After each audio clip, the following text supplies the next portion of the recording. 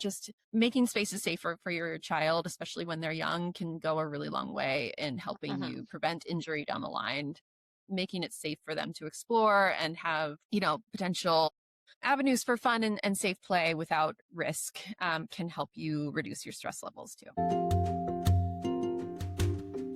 This episode is sponsored by Consumer Reports, your go-to for unbiased reviews on everything from baby gear to home essentials. They do the testing so you don't waste time or money. For a special offer for my listeners, head to cr.org/therunningymom because informed choices makes life easier. Welcome back to the Running Wine Mom podcast. I'm your host, Samantha Cieslinski, aka the Running Wine Mom. There's a moment in parenting, usually somewhere between your baby's first roll and their first fearless climb, when you realize something important. The world inside your home isn't nearly as safe as you thought it was. And suddenly you're questioning everything: the cabinets, the stove knobs, the stairs, even the places that once felt familiar and harmless. I'm joined today by Jessica Waller, a safety expert at Consumer Reports, whose work helps families make smarter, calmer decisions backed by real testing and real data. Together, we're talking about what actually matters when it comes to baby proofing, room by room, age by age, and how to protect our kids without living in constant fear. This episode is for every parent who wants to do their best without losing their mind. So without further ado, let's welcome Jessica. Welcome, Jessica. Hi, thank you so much for having me. Yes, I'm so excited to talk all about baby safety. But before we talk about that, we start each episode with our wine, and win of the week segment. This is where we share our favorite bottle of wine, vent about something that's been bothering us, and share our recent victories. So grab a glass, take a deep breath, and let's get started. So, Jessica, what is your drinking wine of the week? I grew up in Maryland, and there's a really small vineyard there that I really love. It's so beautiful. It's run by a family, I think two sisters and a brother, and they have these really like small batch beautiful wines. They're called Old Westminster Winery, and one of my favorite things they produce are these canned wines that are so lovely to take on like little picnics or bike trips. And there's one called Seeds and Skins, I think, that's like sort of like an orange wine. It's delicious. Ooh, I'm gonna have to check that out because I am on the East Coast and I know like I love trying local-ish, even though I'm Philadelphia area, but I'll definitely keep my eye out for that. So thank you. And what is your complaint wine of the week? So I'm a runner as well, and I love to get out on the trails, but I'm in upstate New York and it's so icy lately. I actually fell on the ice this morning walking my dog, which was a real bummer. Oh, So it's been, yeah, hard to get out there and do my usual routines, yeah. but trying. I know. I mean, I'm sure it's colder where you are, but it's just been terrible being inside nonstop and not being able to get out. So I am ready for the warm weather as well. So, what is your win of the week? So my win of the week is that my kids started snow sports for the first time last week. They one of my sons started skiing and one started snowboarding, and it was a really heavy lift, especially as a non-skier and non-snowboarder parent myself, just to get them all the things that they needed to do and to reduce their own anxiety about trying a new thing that they've never done before. But we had a really great first lesson, and they both did so well, and they were super resilient, and so I'm counting that as a win. It was great. That's so fun. I can't wait till I am brave enough to do that with my kids, but I'm not quite brave enough yet. It's a big lift for everybody, Yeah. for sure. So, before we dive into all of the baby safety, tell us about yourself and the role you play in child safety and consumer advocacy. But I am a reporter for Consumer Reports. I primarily cover baby gear and baby safety. And that looks like reporting on CR's latest tests on car seats and strollers, as well as baby food, infant formula. And I also write about safe sleep and nutrition in general. I have a master's degree in clinical nutrition, and I'm also a certified child passenger safety technician. So I can install your car seat for you, which both of those things help inform my reporting. But I'm very passionate about helping families make evidence-based informed decisions for their child's safety and health.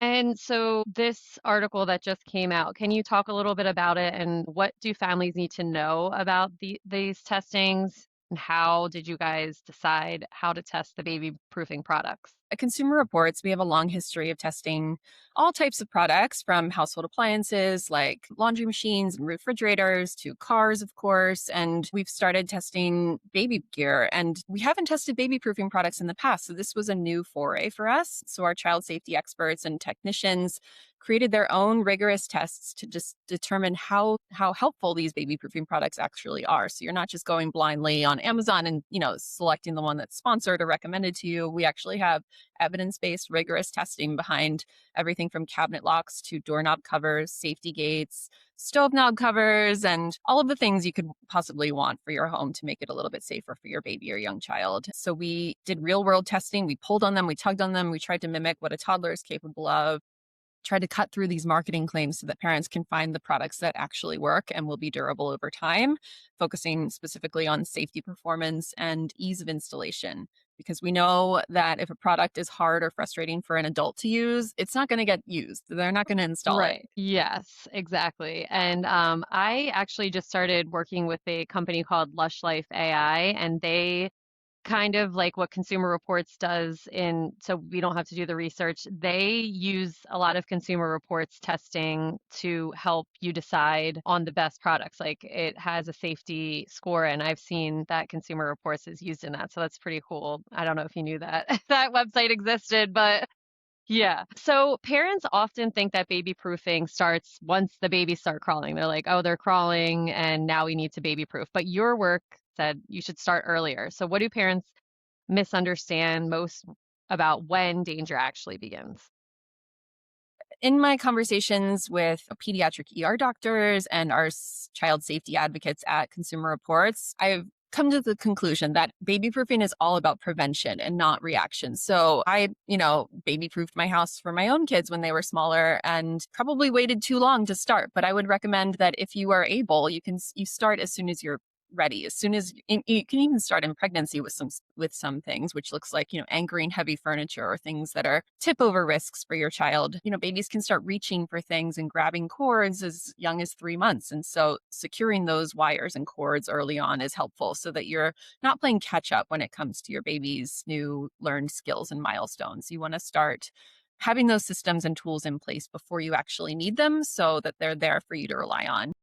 And then, of course, it's also about reassessing those strategies because your 4-month-old is going to be very different in terms of what they need protection from as opposed to your 14-month-old or your Hmm. 4-year-old even. So it doesn't really end, it just changes. And that can get overwhelming for parents. So I put together a room by room and age by age checklist for CR. So it breaks down all of those really helpful habits in like bite-sized chunks for parents to look at piece by piece. And I felt like it definitely did that job in the article. It was really easy to read and take pieces that maybe if you're like, I just want to baby proof the kitchen, or I don't really care about what I need to do with my toddler because I'm so overwhelmed. I want to think about what I want to do with my child at this age. So I really did. I loved the way the article broke everything down easily for parents. So what problems were you seeing over and over again in the real families that you were researching? Parents, of course, have so much on their plates. There's so much to do from morning till night, and baby proofing can feel like just one more thing to add to that Hmm. ever increasing to-do list. So, it's a lot of overwhelm and stress and just feeling, bogged down by all of the tasks that you have to do. So, I want to share with parents that you don't have to baby proof your entire house. Just as you said, you can start with one room and you don't have to do it all at once. I like to help families focus on the highest risk areas first and then assess what they need going forward from there. So start with the room where your baby spends the most time, and that's probably where they're sleeping, the nursery, or whether they're room sharing with you, and making sure that your bedroom is a safe place for a baby or young child. And then every time your child reaches a new milestone, maybe they're starting to pull up to stand, or maybe they're cruising along furniture, then you want to take further action to prevent before you have an issue. And what surprised you the most about the testing process? I think just how hard some of these products can be to use, even for grown-ups. I personally did some of the testing for this report, which was really fun. I got to go into the Consumer Reports labs and test out everything that our lead product tester, Jose, worked on. And I had such a hard time uninstalling doorknob covers. They are incredibly frustrating to uninstall and remove. Yes. It's just a pain. I don't know who designed these things, but there are some that are better than others. And so those, floated to the top of our ratings so that parents can know, like, you will be able to get this off eventually, Hmm. versus the ones that are just impossible and you end up breaking them in the process. But I also learned that, because doorknob covers can be so frustrating, it's essential that you don't use them on outside facing doors. They can only be used safely on indoor interior doors. If your child is, an escape artist and you want to block off access to those exit doors, use a top latch that you can place higher up than they can reach to slide those off, but try not to use an actual doorknob cover for those exterior doors. And so after we've baby proofed, we do get this false sense of security. How do you get past that as well as a parent? That's a great question because, we install these products and we hope that they work and we trust that they'll work, but they may not always work, especially if you've got a really active kid who's, pulling and tugging and using them all the time, or if you are constantly going in and out of a safety gate, unlatching it, latching it, it could weaken over time too. So you Hmm. want to check them regularly. One of the best tips I got from my reporting was to, crawl around on all fours if your baby is looking at the world from that level and see what you're not seeing from your, bird's eye view above, just to put yourself in their shoes literally and try to see what risks are there. That's so smart. And I feel as though I totally would have done that. If I would have had that tip when Yeah. my kids were young, I would be crawling around. So helpful. So I know you said to focus on the rooms that the kids spend in the most time, but do you have any other advice for which room statistically carries the highest risk as opposed to maybe where they spend the most time in?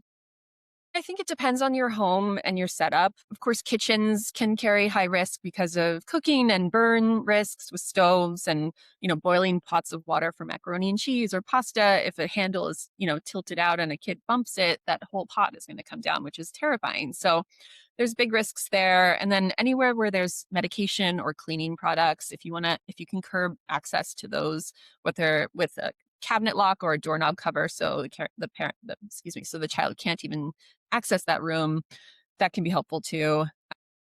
Of course, bath time is always a situation where you want to be supervising every second because drowning risk is very real and one of the top causes of accidental injury or death in children.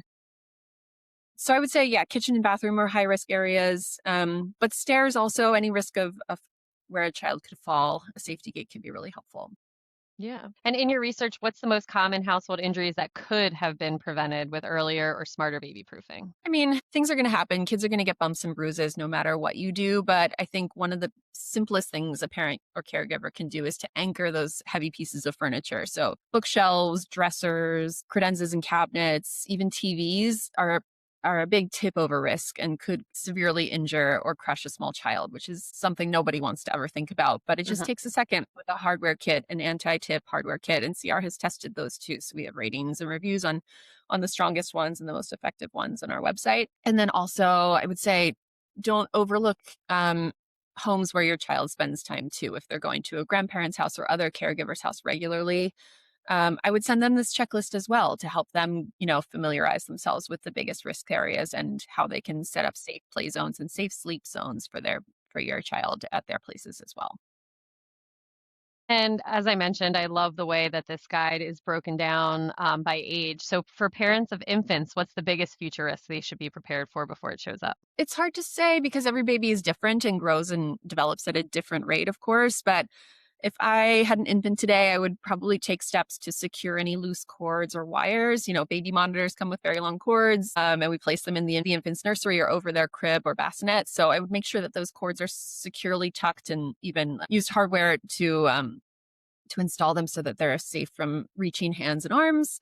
Making sure that that heavy furniture is anchored to the wall, removing any blinds or curtain ties or any cords that are dangling down in that sense. And then just doing that floor level scan to look for small objects. High powered magnets and batteries, especially button batteries, are a really dangerous risk for babies and infants. Older kid toys like Legos or small marbles can be a choking hazard or risk. So just, it's tough as a parent. You've got a lot to worry about already, but just keeping an eagle eye on what could potentially be a choking hazard or strangulation risk is really important for your baby's safety. How about our fearless toddlers? What's the number one danger zone parents underestimate during this stage?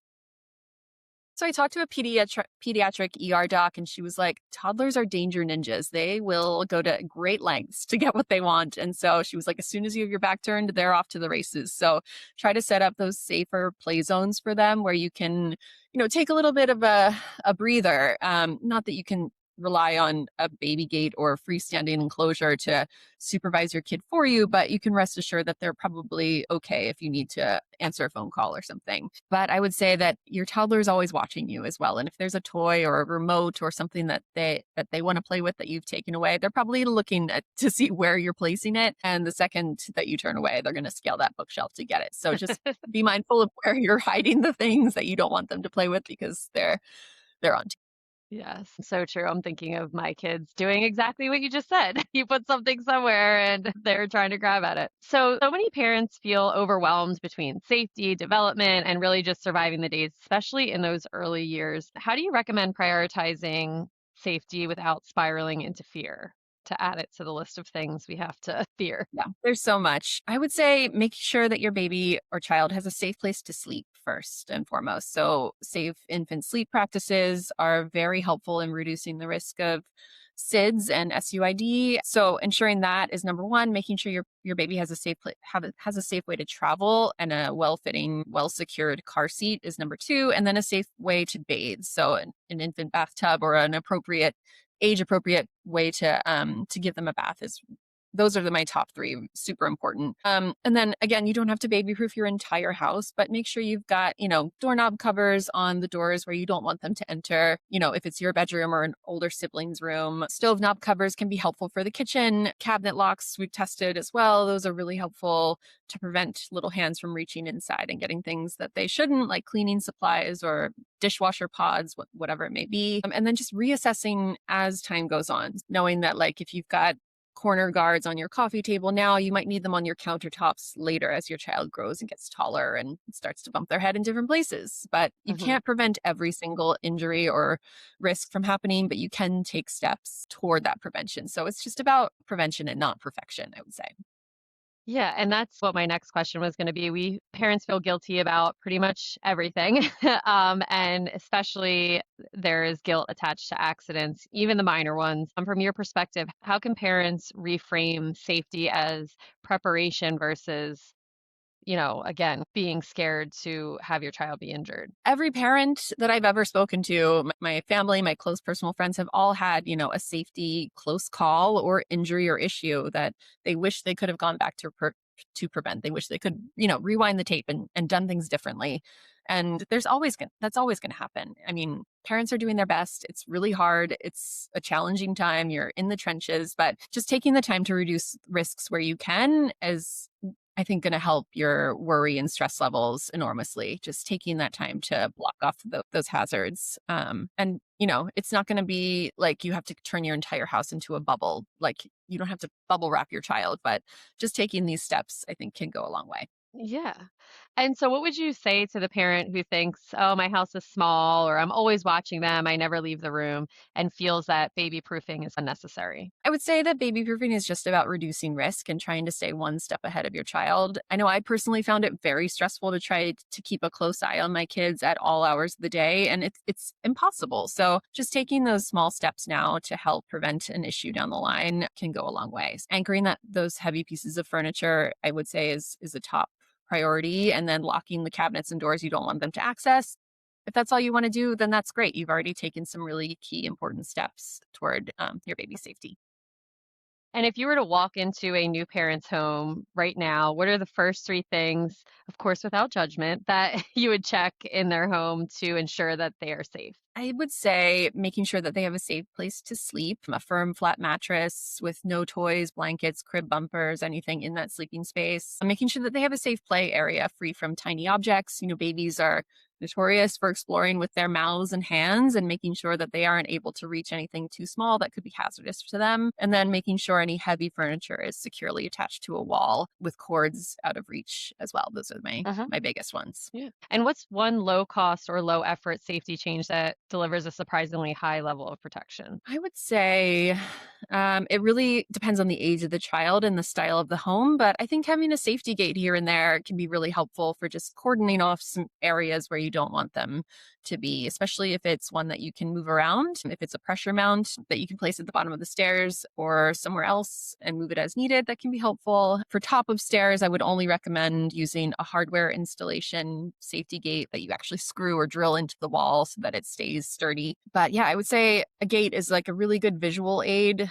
for a child to know that they can't go in that area. And it can give you some peace of mind too if you need a little separation from pets or whatever it may be.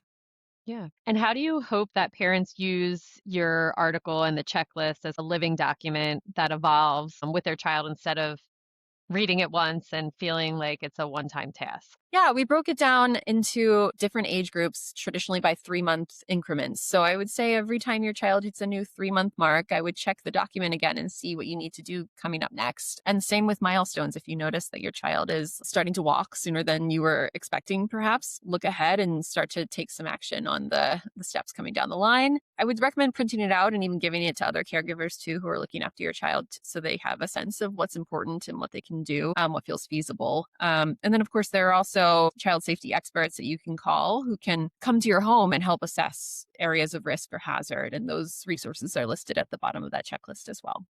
That's awesome. And you work at the intersection of data and real life. How do you balance statistics with real life, the reality of parenting that is all over the place and very unpredictable? I'm a working parent myself. I have 2 kids. I know firsthand how difficult it can be to stay on top of everything you need to do for your family and the rest of your life. So I would say don't aim for perfection. As, parenting, you're never going to get close to perfection. It's just about making safer choices that fit with your everyday life and routines. So I personally try to take a really non-judgmental approach in my reporting and writing. I never want to tell parents, here's exactly what you have to do. Here's what you could never do. I just try to, make suggestions that will help them make the best decisions for their own family.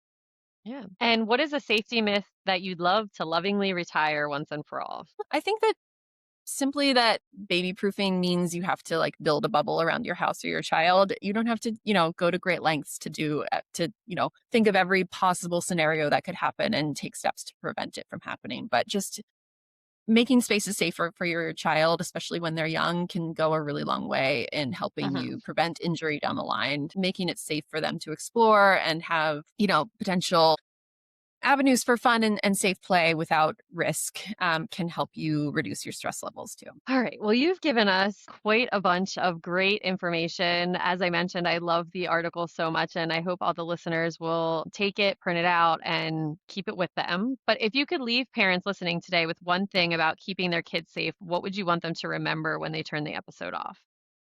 I would say that it starts with taking small, thoughtful steps when you're baby proofing, that you don't have to build your safest home overnight.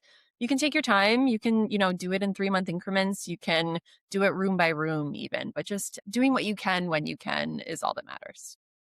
Awesome. Well, thank you. That is going to bring us to the end of another episode of The Running Wine Mom. If there's one thing I hope that the listeners take away from today, it's this: keeping our kids safe is not about catching every possible risk. It is about staying one step ahead with intention and grace. Parenting will always involve scrape knees, surprises, and moments we wish we could rewind. But knowledge gives us confidence, and confidence gives us peace. So thank you very much for giving us all that information. Thank you so much for having me. It was lovely to be here. Yes. As always, thank you for spending time with us today on The Running Wine Mom. Don't forget to subscribe, leave a review, and share this episode with a mom who needs to hear it. You can follow me on Instagram at the running wine mom _. And Jessica, where can the listeners find you? Sure. You can follow my reporting at cr.org/baby, and you can find me on LinkedIn under Jessica Dargenio Walt. Awesome. And I will link all of that in the show notes. So thank you so much for joining us today. Remember, you are strong, you are capable, and you are all amazing. Until next time, keep running, keep sipping, and keep embracing the joy of motherhood. Cheers, and I will be back next Tuesday.